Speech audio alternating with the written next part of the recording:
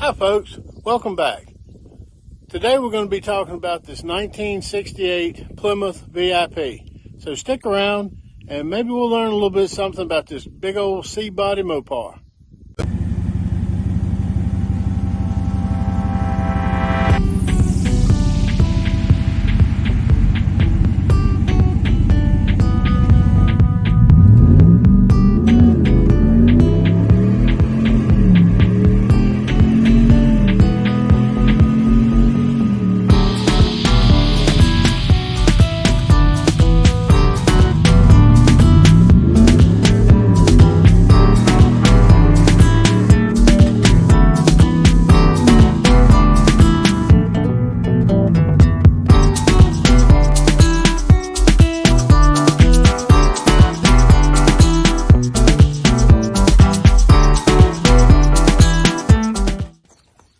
All right, this is the 1968 Plymouth VIP. It's two-door hardtop, as you can see, and a VIP is in the Fury, Sport Fury line. All right, the VIP is supposed to be the top of the line. This was supposed to be the most fancy, kind of luxurious of the Plymouth, and this car started off as a 383 two-barrel car, big block car, 727 automatic transmission, 8 3/4 rear end. It had the VIP, which would be like the Sport Fury interior. This car has gone through some changes over the years. I got this from a friend of mine it was his father's car. It was his father's car for years and years. And I always admired the car. And when I first got it, it was gray primer. But for years and years, it was I always thought it was kind of a cream yellow. But it turns out I have to look up the actual code, but it's some kind of light gold. I'll show you in a minute. It's still got the factory color in the door jambs and all. But when I got it, like I say, it was gray primer. So I took it and pressure washed it, sanded it, and shot this black epoxy on it. That's been about a year ago. And so I've kind of scuffed it over once again, and it's dulled out a little bit. But I want to paint this. I'm going to paint it in a future episode. But right now, I just wanted to kind of show it to you, introduce you to it, and get an idea of what it is. Now, this car now has a 440 in it, 727 automatic, and it does have the 8 3/4 rear, but it's got 391 posi shear grip in it.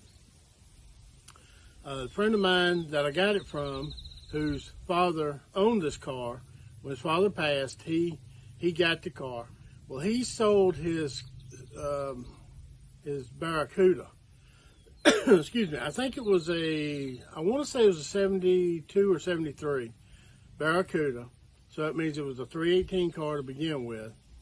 And he built the 440 for it and had the whole running gear in the Barracuda.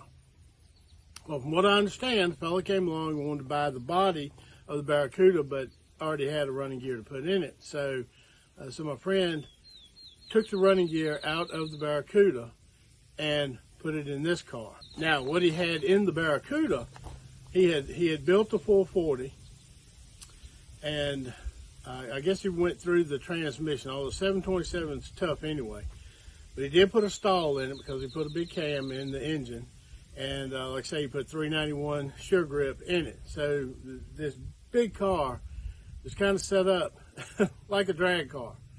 Now, he drove it all over the place anyway. But he had a 850 Holly on it. When I first talked to him about buying this car, he had the 850 on it, the big cam and everything.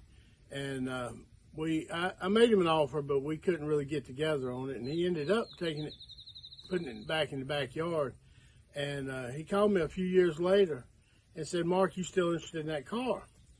And I said, "Well, I thought you sold it." And he said, "No, I just got it around behind the house." And so what he had done was he took the big cam and the 850 Holly off of it. I think he wanted to kind of tone it down a little bit, make it a little more user-friendly.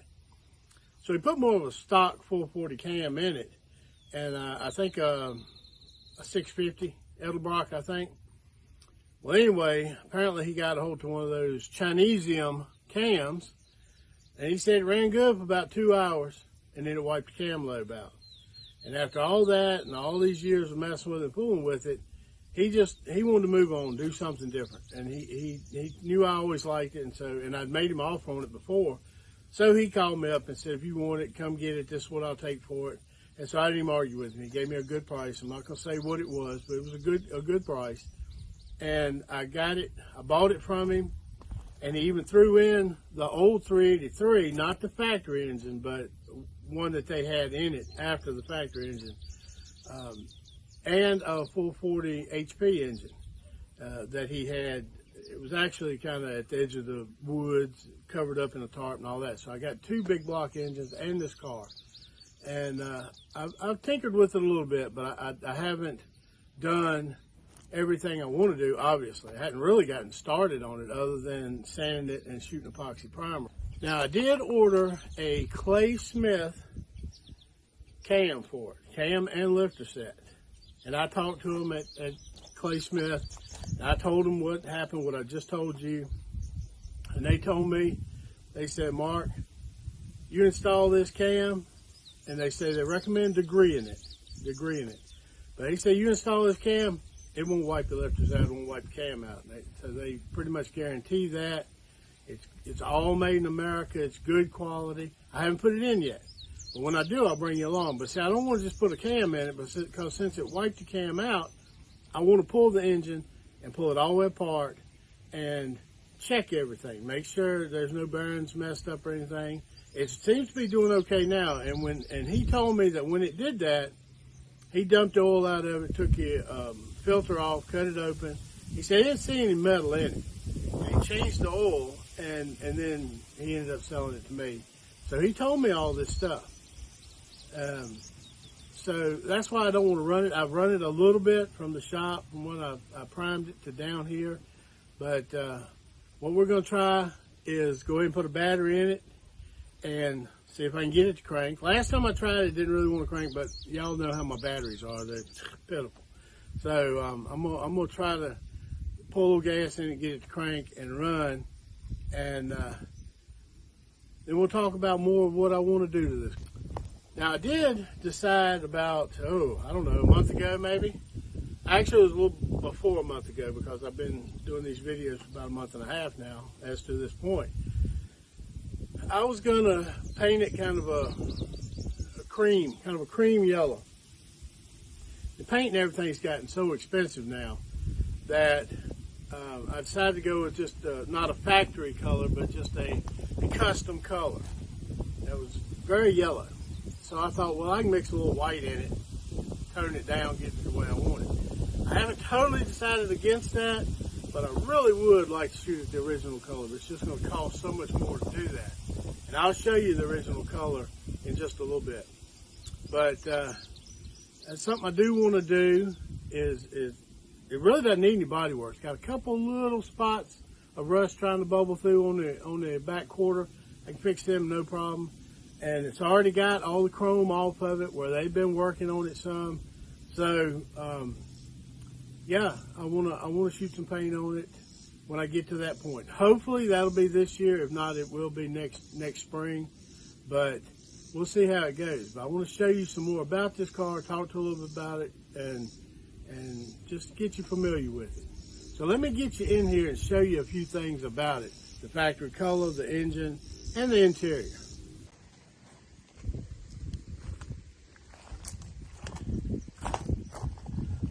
All right, let's see here.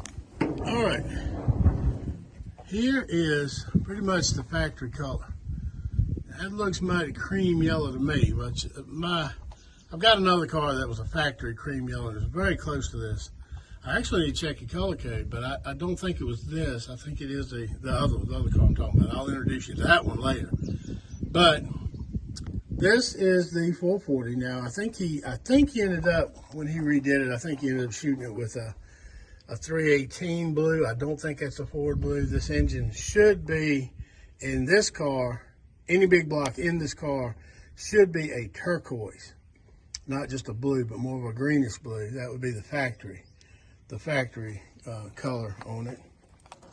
I did buy a voltage regulator for it. I need to mount that. I'll probably do that, in just a few minutes. But got power steering, power brakes, air conditioned car. It's a nice car. It's in a little rough. The inside's in a little rough shape. Apparently, well, the door cards are pretty bad. But it got wet, leaked wet. But the seats are out of another Fury. And I kind of like them. I wouldn't mind redoing them. I like the little armrest there, so it looks almost like buckets when you put it down. I kind of like the old cheap pressed rolling pleated. That's the way my Roadrunner was for years and years. I mean, it still is. It just the back seat's actually in pretty good shape. Needs a headliner right here. Of course, do I have anything that don't need a headliner? Yeah, the one that needs a roof on it. But anyway, it's a pretty cool car. Carpet's out of it, so you can see the floors aren't in bad shape. There's the dash panel, the dash cluster. It's a pretty cool little car. The air conditioning. Let's see the floorboards. It's got a bunch of junk in here right now, but the floorboards are in pretty good shape. See, it's got the VIP on the inside the door. It's got the little window crank for the vent. And like I say, there's the factory color. It's kind of hard to tell. It's factory decal.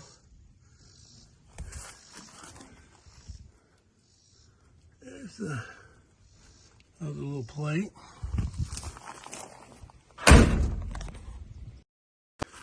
See, it's got this window, the way this window is right here. Kind of a Chrysler style. So your regular Furies would have had the window that came down kind of like this and come around. So all this would be glass. So this was part of the VIP thing. That window, that roof line. I got all the chrome for it.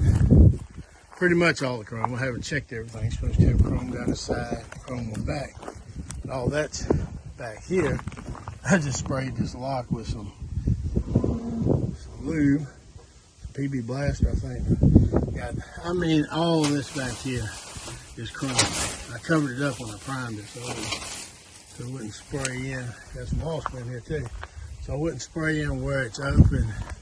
Right here, so I haven't put the lights back in it. But really solid old car. Look forward to getting on it, getting back on it. And it had the wheels that matched the front ones on the back. Those are just factory little hubcaps. But I put the wheels that were on the wheels and tires that were on the back on that car over there. So I kind of moved stuff around a little bit. But it's a cool car. Not, well, kind of a rare car, I guess you could say, because there's not a lot of them like this. Certainly not a lot of them around here. I don't think I've ever seen another one around here. And a lot of these cars like this would be 4-doors. But it being kind of rare does not make it valuable. So it's a difference. Just because something is rare doesn't mean it's valuable. I mean, yeah, it's got some value, but it's not something really sought after. It's not like a factory 440 full-speed Roadrunner or Super B or something like that. It's a pretty cool car, a big old C body. It can still be a nice cruiser. something fun. Now, I don't plan on restoring this. I don't do restoring. I do have a couple cars I wouldn't mind doing a little more like restoring, but they still won't be fully restored. But I would like to shoot some paint on this, get the body cleaned up, shoot the paint on it, fix the engine, or either pull it out and put another one, put like a 383 or something in it. Something it's supposed to be. And just have a nice old cruiser. Something to ride around in. Something to cruise with. VIP.